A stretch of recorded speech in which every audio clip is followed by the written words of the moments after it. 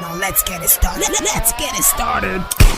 Play ball! Chelsea won that game 2-1. The first goal in the first half was scored by Nicolas Jackson. In the second half, Enzo Fernandez scored in the 75th minute to give Chelsea a 2-goal lead. Then at the final minute, just 1 minute to go, Ayew scored a penalty to make that game 2-1. Okay guys, if you look at that game, Chelsea dominated almost the major part of the game, especially in the first half. They scored the first goal early. Jackson again scored the game. What do you make of this game? Well, good game for Chelsea, good game for the Chelsea side, but I feel like they were hard done. Leicester was hard done by, because if not for the 11th minute substitution of Harry Winks, the game could have gone either ways. If not for the injury Harry Winks picked up, the game could have still rebalanced in the at the halftime whistle, and they would go into the dressing room and come out with a new instruction on how to play. But I think Harry picked up that injury, and the game kind of changed from there. 4 minutes after the injury and 4 minutes after the substitution, Chelsea, Nicolas Jackson got the goal, and that was it for them. And they kind of felt like they were trying to struggle the midfield against Chelsea, trying to get back the midfield against Chelsea, which they didn't get that chance. They didn't get much of, because Chelsea was on the top of the game. Chelsea was, I think when you already have your plan around one player and that player fails, it means every other thing collapses, because that was what happened to Leicester City in this game. Harry Winks was one of those players that could create the chance and also defend for them with low block and counter attack. But after he was subbed off, everything just went.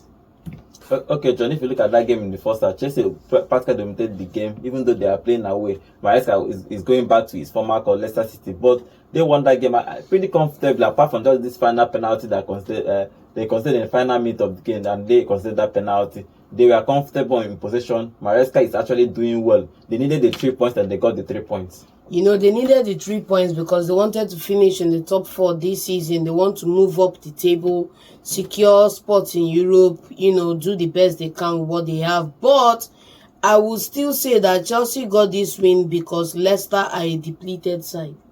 Leicester are a depleted side. They have a couple of players who are out with injury. They do not have as robust a squad as Chelsea have. And, you know, the lone man up front who should have done it for them, you know, Maresca was in the press before the game, tapping him up, hyping him up. At the end of the day, nothing from the main man up front. And it was a quiet game for him. It was a quiet game for Leicester. Barring that penalty, I don't think they would have gotten on the score sheet. So I think Leicester City, you know, Fatawu is not available. Winks now won't be available for some time to come. I think they need to, you know, do better in terms of the talent they have with their side and recruitment. Yes, they don't have that power like Chelsea. No, it's not about having financial power to bring in top players. At least there are some teams, like we talk about the Bundesliga and all of that. You see some clubs go into the streets or go into local leagues, get some top talents. As at 4 years ago, nobody knew who Victor was. But now he's banging goals in here and there for what's it called, Sporting Lisbon. You get there are talents around. It's only to know how to harness the best of them.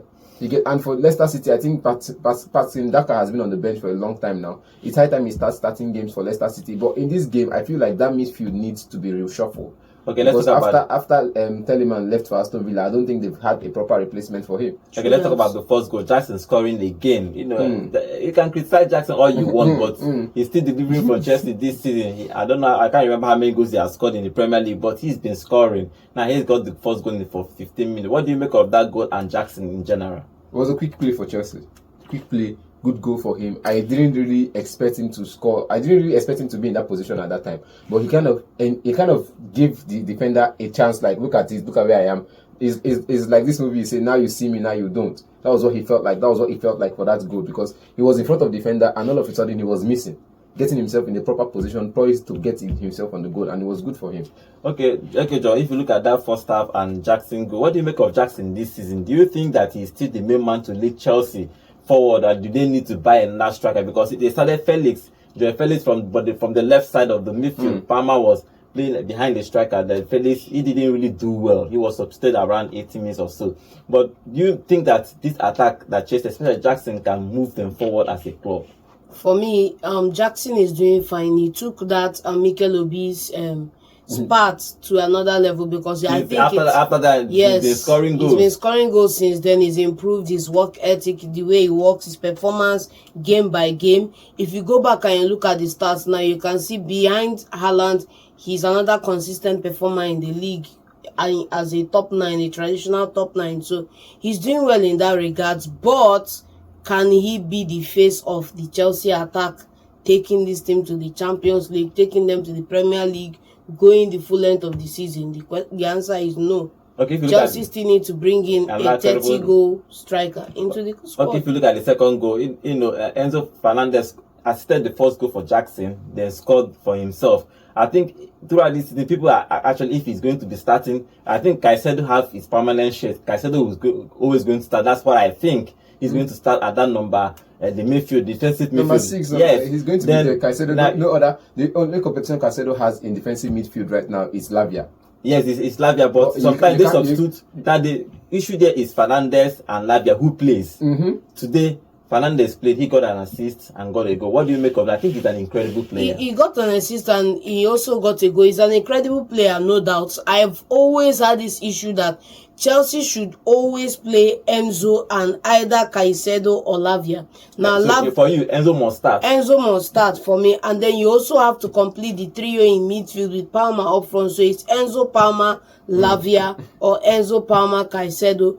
That's it. Then when you're not playing maybe a Real Madrid or a bigger team, you now need to now play Caicedo, Lavia, because both of them are good in their own right in the DM position. And I think Enzo for today just had a good game, a really good game, created a goal for Jackson, got one for himself, and I think he's landed that spot. I think with the amount of money you pay to bring that kind of talent into your side, almost 100 million euros. He has to be a starter. He has to be a starter. You have to also look at where you can bring out the best of the players. I like the response from Maresca when they were quoting the price tag of the players, and he said it's not about the player's price tag, it's about how he performs. Like if he performs, he'll be starting. If you don't perform and a 15 million player is performing well, he starts. And that's when they asked him about the conversation between him. And it's like I said, every coach knows the opponent. They know the strength of the opponent. If the opponent is going to be bombarding you by sitting deep, you don't play two defensive midfielders. You play against Liverpool, who will attack. You play two defensive midfielders. We understand, as sports fans, we understand that you're playing two defensive midfielders because they are not playing against Leicester. So they are not playing against Leicester. Why play two DM? Why play Lavia and Caicedo? Definitely you have one, even if you have 2 CM or you have 2 CM in the game, one person will have to sit deep as a DM, which is Caicedo in this case, and Lavia, Enzo will have to move forward, room forward to create chances, at least relieve the pressure of Kopama being the only creative force in the side, because as it sounds now, when you play Caicedo and Enzo, most times you tell them to sit deep and defend, and you're seeing only Kopama up front as the only creative force. That's not supposed to be so. Before this guy came to Chelsea, he was one of the creative force in the Portuguese league. You get scoring goals, getting assists, creating chances, even in the Argentine side, being paired with the Liverpool McAllister. You see him also going further than McAllister at some games to create the chance because they know that they can't always be a DM. You always have many CMs, but one person will have to sit deep and build from the back, or perhaps connect the defense to midfield, while the other person connects the midfield to the attack. And it's just understanding your teammates. And I think he and Caicedo in this conversation understands themselves better than he and Lavia, and that's why whenever you play him and Lavia, there's always this glitch in midfield. But whenever you play him and Caicedo, they're always top of the game. Okay, that penalty, they considered the penalty in 95th minute. Ayew scored. Ayew is a Ghanaian brother, so he scored that goal to make it 2-1. At least made the game a little bit like it was competitive. But Chelsea would have won that game comfortably to go to nil. But Lavia entered the game and considered that penalty. Do you think that was a penalty, and good penalty from Ayew? Ayew has been the most underrated. The most underrated is 35 years old. What is that underrated? It's not underrated. It's last. No, I'm not talking about his record in the Premier League so far. He is the most underrated Premier League player, or the most underrated. I disagree. But he's scoring almost less than 10 games or 15 games. A season. What are we saying? Not really. See, his numbers are there to talk. He's not a striker that you say he could be scoring 1,000 goals. If you tell me he's underrated if you tell me he's underrated in the sense that he's not getting as much game time as he should have, I will agree, but not come and tell me his record in the league. Come on, man. We have other players. I'm talking about his record in the league, the game time he gets, and the accolades he receives from fans. You get, these are combinations to tell you who is underrated and who is overrated. Some players don't even do up to half of what he does, and you see them singing him praises in the media. I think it depends on the club you are playing. He's played well in the Premier League so far. From the clubs he's gone, he has tried. More give him credit. Forgetting our Ghanaian brother, suppose they banter him, but he don't try. But they don't give him his credit enough. And look at in this game, he created a couple of chances, just that the people up front couldn't bury them. Going forward, I think he carried the Leicester City side. Going forward, they didn't really Going forward, I think he was introducing. Missed the presence of after he was introduced. He didn't miss the presence of Wataru not starting. Pastor Ngaka kind of didn't explore his creative intelligence, because if they had explored the level of his creativity, they probably might have gotten 2 or 3 goals in this game.